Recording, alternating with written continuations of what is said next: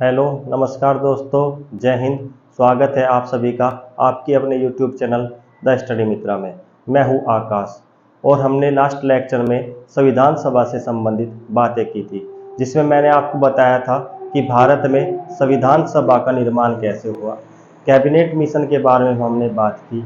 उसके बाद हमने संविधान सभा की प्रथम मीटिंग, द्वितीय मीटिंग, तृतीय मीटिंग के बारे में बात की। संविधान सभा की पहली मीटिंग दिल्ली में हुई थी और कुल मिला के 11 मीटिंग्स हुई थी। संविधान सभा के कुल मिलाकर 3 वाचन हुए थे और 26 नवंबर 1949 को भारतीय संविधान बनकर तैयार हो गया था, लेकिन उसको 26 जनवरी 1950 में लागू किया गया। और उसको क्यों लागू किया गया, इसके बारे में लास्ट लेक्चर में बातें हो गई थी। आज हम उससे आगे बात करेंगे। आज हम बात करेंगे कि संविधान सभा में संविधान के कार्य करने के लिए संविधान सभा में कुछ समितियां बनाई गई थी। और यहाँ से बार बार एग्जाम में क्वेश्चन आता है कि संविधान सभा की इस समिति के अध्यक्ष कौन थे। यानी कि हमें मिलान करो में क्वेश्चन मिल जाता है कि संविधान सभा की समिति और उसके अध्यक्ष का मिलान करो वाले क्वेश्चन मिल जाते हैं, और वैसे भी डायरेक्ट क्वेश्चन पूछ ले जाते हैं। तो आज हम बात करते हैं इसके ऊपर। संविधान सभा की निर्माण से संबंधित समितियां। संविधान सभा से निर्माण से संबंधित कुछ बड़ी समितियां थी और कुछ छोटी समितियां थी। बड़ी समितियों की संख्या 8 थी और छोटी समितियों की संख्या 13 थी। लेकिन हमें सभी समितियां याद नहीं करनी है, हमें कुछ महत्वपूर्ण समितियां याद करनी है। अब इसमें हम बात करते हैं संविधान सभा से संबंधित जो समिति है। पहली समिति का नाम है संघ शक्ति समिति और दूसरी है संघीय संविधान समिति, ऐसे ही है प्रांतीय संविधान समिति। तो हम इनके अध्यक्ष देख लेते हैं। जो पहली समिति है जिसका नाम है संघ शक्ति समिति, इसके अध्यक्ष थे जवाहरलाल नेहरू। और आपसे डायरेक्ट क्वेश्चन पूछा जाएगा संघ शक्ति समिति के अध्यक्ष का नाम बताओ, जवाहरलाल नेहरू। ऐसे ही संघीय संविधान शक्ति के अध्यक्ष भी जवाहरलाल नेहरू ही थे। यानी कि जहां पर भी दोनों याद करने का तरीका है, इन दोनों में संघ और संघ लगा है, तो इन दोनों के अध्यक्ष ही जवाहरलाल नेहरू थे। इसके बाद है प्रांतीय संविधान समिति और मूल अधिकारों एवं अल्पसंख्यकों से संबंधित परामर्श समिति। इसके अध्यक्ष जो थे वो थे सरदार वल्लभ भाई पटेल।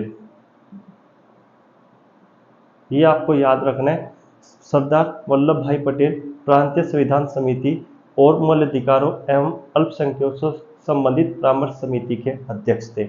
ऐसी प्रक्रिया नियम समिति और संचालन समिति, इन दोनों के अध्यक्ष थे डॉक्टर राजेंद्र प्रसाद। और प्रारूप समिति, संविधान से संबंधित सबसे इंपॉर्टेंट समिति है प्रारूप समिति। इसके अध्यक्ष थे डॉक्टर भीम राव अंबेडकर जी।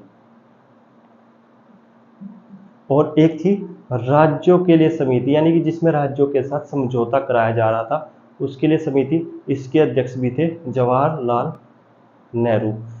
यहाँ पर मैंने 8 बड़ी समितियों के बारे में लिखा है और आपको लगभग इन सब के नाम आसानी से याद हो जाएंगे, क्योंकि जहाँ पर दोनों संघ की बात की है तो संघ के पीएम कौन थे, जवाहरलाल नेहरू। तो आप जवाहरलाल नेहरू को याद रख लीजिए। प्रांतीय संविधान समिति यानी प्रांतों को भारत में जोड़ने में, रियासतों को जोड़ने में सबसे बड़ी भूमिका किसकी थी, सरदार वल्लभ भाई पटेल की। और मूल अधिकारों से संबंधित समिति भी इन्हीं से संबंधित है। इन दोनों को आप ऐसे याद कर लीजिए। भारत के संविधान सभा के अध्यक्ष कौन थे, पर डॉक्टर राजेंद्र प्रसाद थे। तो संविधान सभा की प्रक्रिया नियम समिति और संचालन समिति के अध्यक्ष कौन हो जाएंगे, डॉक्टर राजेंद्र प्रसाद। प्रारूप समिति आपको याद होनी चाहिए, डॉक्टर भीमराव अम्बेडकर। और राज्यों के लिए समिति हो गई जवाहरलाल नेहरू, जिसमें राज्यों के साथ समझौता किया गया था। इसके अलावा मैंने कुछ अन्य समितियां लिखी है जो छोटी समितियां थी। उन 13 समितियों में से मैंने 4 समितियों के नाम लिखा है। पहली है सदन समिति। सदन समिति के अध्यक्ष थे पट्टाभी सीतारामैया। सदन समिति के अध्यक्ष थे पट्टाभी सीतारामैया। इसके अलावा राष्ट्र ध्वज संबंधित तदर्थ समिति बार बार पूछी जाती है, इसके अध्यक्ष थे डॉक्टर राजेंद्र प्रसाद। इसके बाद होगी कार्य संचालन समिति, इसके अध्यक्ष थे डॉक्टर के एम मुंशी। और लास्ट है संविधान सभा के कार्यों संबंधित समिति, इसके अध्यक्ष कौन थे? इसके अध्यक्ष थे वासुदेव मावलंकर। आपको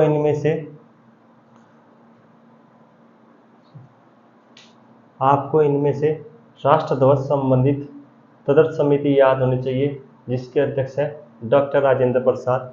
इसके अलावा मूल अधिकारों से संबंधित समिति आपको याद होनी चाहिए, जिसके अध्यक्ष है सरदार वल्लभ भाई पटेल। और प्रारूप समिति आपको याद होनी चाहिए, जिसके अध्यक्ष है डॉक्टर भीमराव अम्बेडकर। आपको याद तो सभी समिति होनी चाहिए, लेकिन ये समितियां वेरी वेरी इंपॉर्टेंट है, जो बार बार एग्जाम में पूछी जाती है।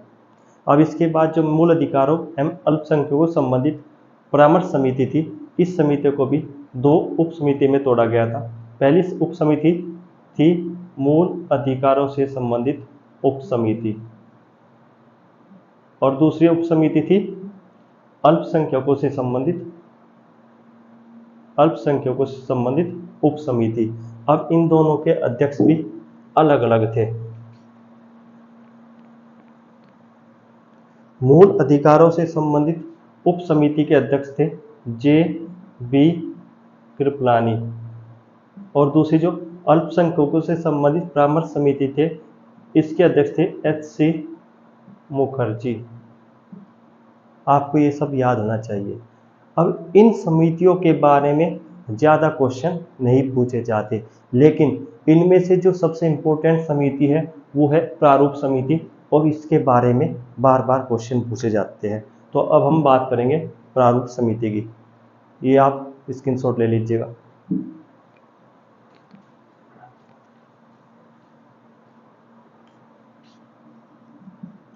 प्रारूप समिति, इसी को ड्राफ्टिंग कमेटी भी बोलते हैं।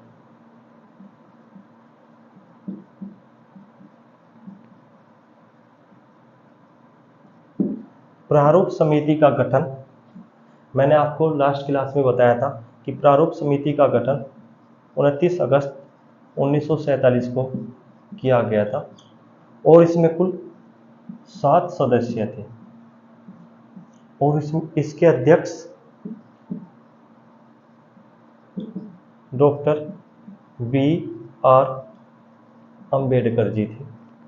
इसके अलावा इसके अंदर 6 अन्य सदस्य थे, और प्रारूप समिति में क्वेश्चन इसके सदस्यों से भी पूछा जाता है कि इनमें से कौन भी प्रारूप समिति का सदस्य नहीं था, ऐसे करके।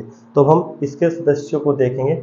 इसके जो अन्य 6 सदस्य थे, उसमें एक था गोपाल स्वामी अयंगर, दूसरे थे डॉक्टर के एम मुंशी, तीसरे थे आपके अल्लादी कृष्णा स्वामी अय्यर, चौथे थे आपके टी कृष्णाचारी, पांचवे थे आपके माधवराव, और छठे थे आपके, यहाँ पे लिख लेता हूँ, ये थे आपके अल्लादी कृष्णा स्वामी, ये तो हो गए, सैयद मोहम्मद सादुल्ला। प्रारूप समिति के कुल 7 सदस्य थे। एक इनके डॉक्टर भीमराव अम्बेडकर अध्यक्ष थे। इसके अलावा 6 अन्य सदस्य थे। याद रखने का तरीका क्या है, इसमें आप भगवान कृष्ण से संबंधित नाम पाओगे, जैसे कृष्णा स्वामी अय्यर, नहीं भगवान कृष्ण का नाम हो गया। दूसरा हो गया कृष्णाचारी, टी कृष्णाचारी, ये भी भगवान श्री कृष्ण का नाम आ गया। इसके अलावा गोपाल स्वामी, गोपाल भी आपने सुना होगा, भगवान श्री कृष्ण का एक उपनाम है। इसके अलावा डॉक्टर के एम मुंशी, मुंशी भी क्या हो गए, भगवान कृष्ण के उपनाम हो गए। इसके अलावा माधवराव, और छठे आपके नाम है सैयद मोहम्मद सादुल्ला। मोहम्मद भी एक गॉड है, जो मुस्लिम गॉड है। तो इस प्रकार आप इनको याद रख सकते हो और ऑप्शन से आप ये टिक कर सकते हो कि इसका कौन सदस्य था। एक बार स्क्रीनशॉट ले लीजिए।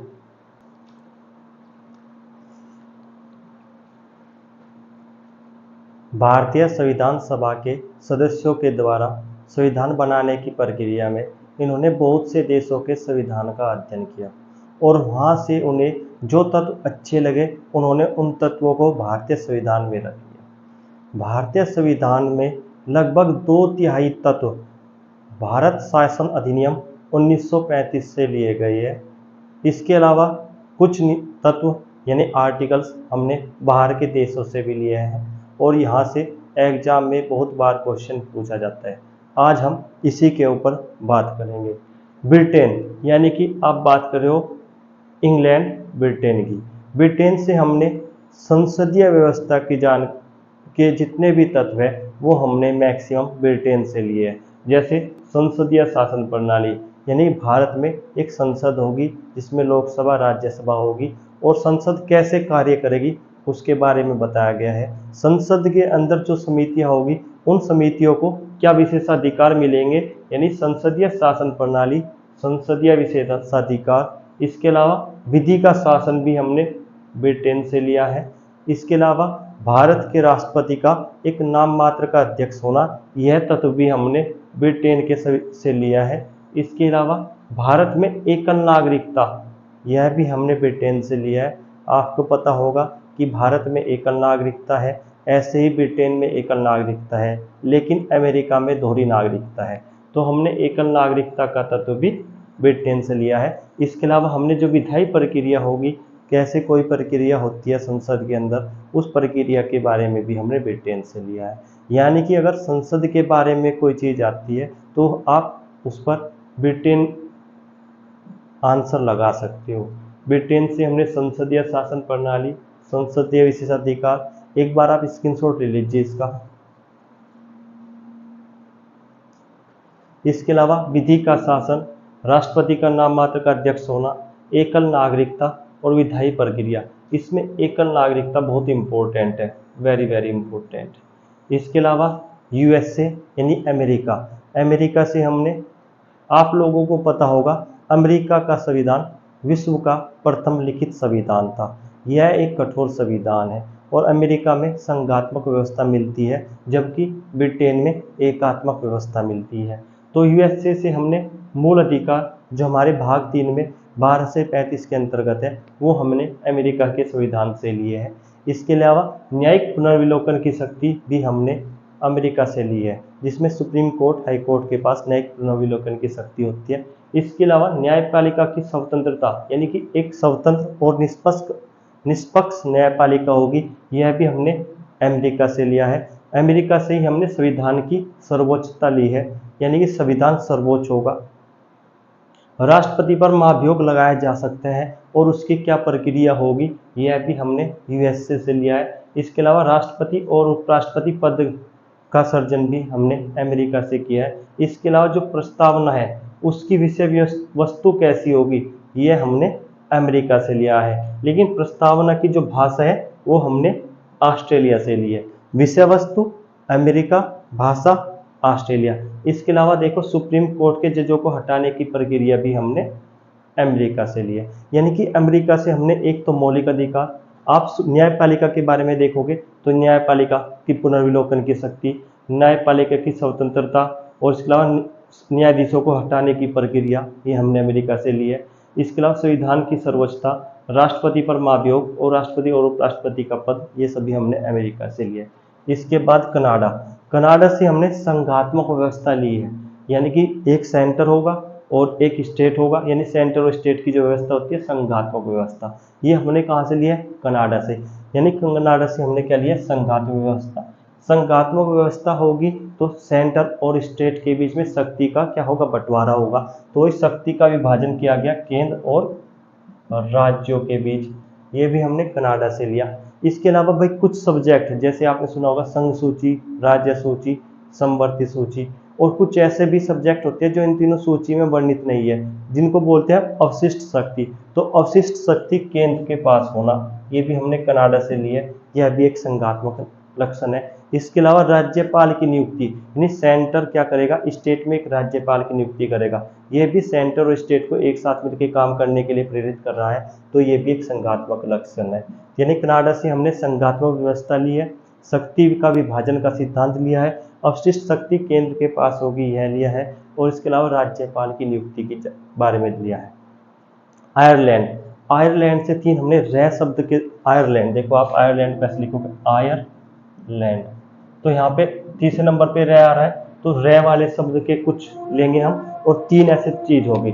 तो आयरलैंड से हमने लिया राज्य के नीति निर्देशक तत्व, राज्य के नीति निर्देशक तत्व हमने आयरलैंड से लिए हैं। ये याद करने का मैं तरीका बता रहा हूँ कैसे आप 3 रे आयरलैंड से लोगे। इसके अलावा राष्ट्रपति के निर्वाचन से संबंधित प्रक्रिया, देखो राष्ट्रपति का पद हमने लिया है यूएसए से, लेकिन राष्ट्रपति का निर्वाचन कैसे होगा, उसकी क्या प्रक्रिया होगी, यह हमने आयरलैंड से लिया है। इसके अलावा जो राष्ट्रपति महोदय है वो राज्यसभा में 12 सदस्यों का मनोनयन करते हैं, तो उसको भी हमने आयरलैंड से लिया है। तो आयरलैंड से हमने 3 चीजें ली है, राज्य के नीति निर्देशक तत्व, राष्ट्रपति के निर्वाचन संबंधित प्रक्रिया, और राष्ट्रपति द्वारा राज्यसभा में 12 सदस्यों का मनोनयन। इसके अलावा हमने साउथ अफ्रीका, साउथ अफ्रीका से हमने 2 सब मेन चीजें ली है। एक लिया है हमने संविधान संशोधन की प्रक्रिया, जो आर्टिकल 368 में वर्णित है, संविधान संशोधन की प्रक्रिया, ये हमने साउथ अफ्रीका से लिया है। इसके अलावा हमने लिया है राज्यसभा के सदस्यों के निर्वाचन की प्रक्रिया। देखो यहाँ पे मैंने आपको बताया कि राज्यसभा में 12 सदस्यों का मनोनयन राष्ट्रपति द्वारा किया जाएगा, यह हमने आयरलैंड से लिया। लेकिन उसके अलावा जो सदस्य बच गए उनके प्रक्रिया कैसे होगी, उनका निर्वाचन कैसे होगा, उसके बारे में हमने साउथ अफ्रीका से लिया है, राज्यसभा के सदस्यों की निर्वाचन प्रक्रिया। इसके अलावा फ्रांस से हमने एक तो गणतंत्र व्यवस्था ली है हमने फ्रांस से, इसके अलावा स्वतंत्रता, समानता और बंधुत्व, ये भी हमने फ्रांस से लिया है। इसके अलावा ऑस्ट्रेलिया, ऑस्ट्रेलिया से हमने मेनली 2 से वाली चीजें ली है। एक ऑस्ट्रेलिया, देखो आप ऑस्ट्रेलिया से दूसरे नंबर पे आ गए, तो 2 से वाली चीजें है यहाँ पे याद रखने का लिए आप कर सकते हो। एक संवर्ती सूची, मैं आपको बताया संघ सूची, राज्य सूची, संवर्ती सूची, तो संवर्ती सूची भी हमने ऑस्ट्रेलिया से ली है। इसके अलावा संयुक्त अधिवेशन, यानी कि जब लोकसभा और राज्यसभा को एक साथ बुलाया जाता है, और ये आगे पता चलेगा आपको कि किसके ऊपर आप बुला सकते हो, कौन से विधेयक के ऊपर, इन दोनों की संयुक्त अधिवेशन हो सकता है, और इसके अध्यक्ष लोकसभा के अध्यक्ष होते हैं। तो इसकी संयुक्त अधिवेशन के भी हमने ऑस्ट्रेलिया से लिया है। इसके अलावा जो प्रस्तावना है उसकी भाषा हमने ऑस्ट्रेलिया से ली है, लेकिन विषय वस्तु हमने यूएस से यानी अमेरिका से ली है। इसके अलावा जर्मनी से हमने आपातकाल के दौरान जो हमारे मूल अधिकार होते हैं उनके निलंबन के बारे में लिया है, यानी मौलिक अधिकार जो आपातकाल के दौरान हमारे खत्म हो जाएंगे उसके हमें जर्मनी से हमने उसके बारे में लिया है। लेकिन आपात उपबंध हमने जर्मनी से नहीं लिया, जो बहुत सी किताबों में लिखा रहता है। आपातकाल के दौरान मूल अधिकारों का निलंबन हो जाएगा, यह हमने जर्मनी से लिया है। इसके अलावा यूएसएसआर यानी कि सोवियत संघ रूस से हमने लिया है मौलिक कर्तव्य। ये भाग 4 के में हम पढ़ेंगे, सरदार स्वर्ण सिंह समिति और अन्य तथ्य इसके बारे में जानेंगे। इसके अलावा जो हमारी प्रस्तावना है इसमें हमने 3 प्रकार के न्याय की बात की है, सामाजिक न्याय, आर्थिक न्याय और राजनीतिक न्याय। ये भी हमने सोवियत संघ रूस से लिया।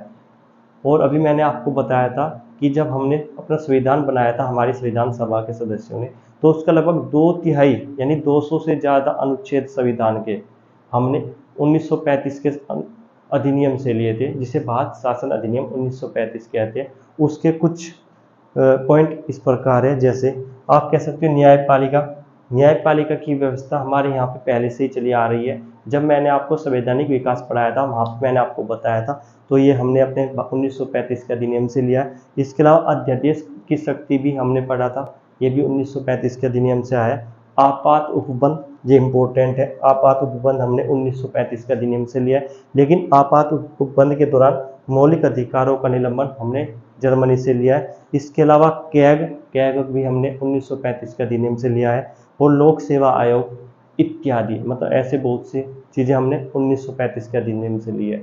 तो आपको ये सब चीज़ें याद कर लेनी है, और यहाँ से एग्जाम में बहुत ज़्यादा बार क्वेश्चन पूछे जाते हैं कि हमने इनमें से कौन सा तत्व किस देश के संविधान से लिया है। तो आज यहीं तक रखते हैं। धन्यवाद। प्लीज़ सपोर्ट करें। धन्यवाद।